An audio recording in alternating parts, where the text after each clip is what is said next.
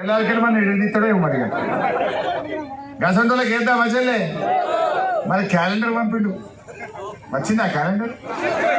వచ్చిందా? క్యాలెండర్ కడుపు నింపుతుందావా? క్యాలెండర్ కడుపు నింపుతుందా? గా క్యాలెండర్తో బతుకుతావా మనం? కేసీఆర్ 2000 ఇస్తే బతుకుతాం, గా నీళ్ళు వస్తే బతుకుతాం, రైతు బంధు వస్తే బతుకుతాం, కళ్యాణ లక్ష్మి వస్తే పెళ్లి చేసుకుంటాం. కానీ ఆ పుణ్యాత్ముడు క్యాలెండర్ చూసుకో మురుమంటుండు. మనం జర జాగ్రత్త. మనం ఎన్ని గుళ్ళు కట్టుకోలే, పొద్దుగా లేచి దేవుని మొక్కమా మనందరం? అందువల్ల ఇసంటి వాళ్ళ పట్ల జాగ్రత్తగా ఉన్నారు. ఆ బీజేపీ వాళ్ళు ఒక్క పైసా పని చేయలే. ఏమైనా పని చేసినారు చెల్లె? 10 ఏళ్ళు బీజేపీ గవర్నమెంట్ ఉండే ఏమైనా పని చేసిందా?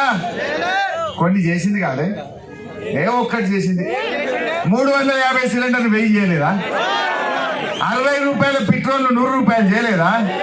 ఇంకా జిఎస్టీ పెట్టి పప్పు ఉప్పు నూనె ధర పెంచలేదా? మరి ఏం చేయలేదంటే ఏమరా తమ్మి? ధరలు పెంచిన బీజేపీ కోటేద్దామా? గరీబోలను ఇంకింత గరీబోలను చేసింది. అదానీని అంబానీని ప్రపంచ కుబేర్లను మాత్రం చేసింది బీజేపీ. ప్రపంచంలో అదానీ టాప్ 10 లో ఒక్కరిని చేసింది తప్ప బీజేపీ. అయినా ఓటేద్దామా? అదానీ కోసమా, గరీబోల కోసమా, కర్షకుల కోసమా, కార్పొరేట్ల కోసమా? కానీ కేసీఆర్ ఏమో కర్షకులకు పనిచేసిండు, బీజేపీ ఏమో కార్పొరేట్లకు పనిచేసింది. మరి మనం ఎటువైపు ఉండాలి? కర్షకుల వైపు ఉన్న కేసీఆర్ వైపు మనం నిలబడాలి. దయచేసి అందరు కూడా ఆలోచించి మన కుకునూరుపల్లిలో ఈ దొంగలకు బుద్ధి చెప్పాలి.